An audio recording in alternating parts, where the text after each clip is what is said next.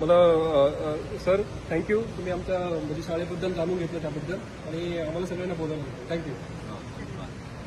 सगळ्यात प्रथम तर समस्त महाराष्ट्रातील मराठी नागरिकांना मला जसा अभिमानाचा हा क्षण आहे तसं तुम्हा सगळ्यांना सुद्धा आनंदाचा हा प्रसंग माझ्या आयुष्यातला आहे. या ठिकाणी तामणकरजी, तिलकजी, करंजकरजी आणि त्यांचे सहकारी हे सर्वजण मला या ठिकाणी सॅन फ्रान्सिस्कोला भेटले आहेत.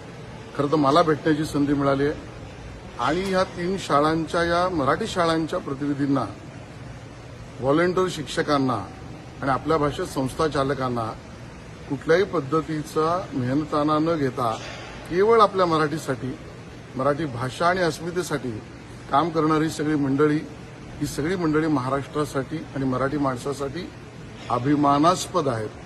कोणी भाड्यावर शाळा चालवत आहे, कोणी गॅरेजमध्ये चालवत आहे. केवळ बे एरियामध्ये म्हटलं तर 300 मराठी शाळेत शिकणारे विद्यार्थी आहेत.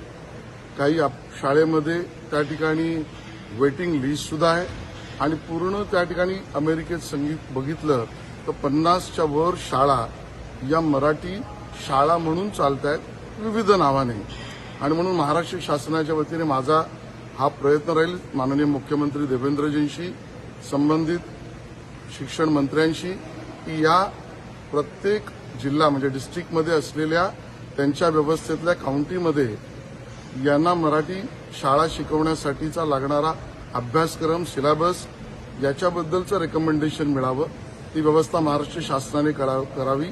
आवश्यकतेनुसार वय, इयत्ता आणि आवश्यकता याबद्दलचा पाठ्यक्रम ही सगळी मंडळी बनवतील.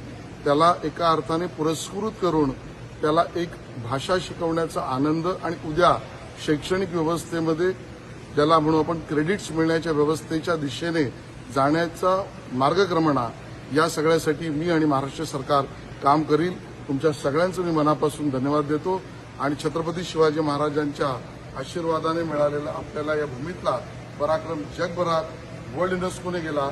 आता आपल्या मराठी शाळेच्या अभ्यासक्रमाने सुद्धा घेऊन जाऊया. धन्यवाद. थँक्यू.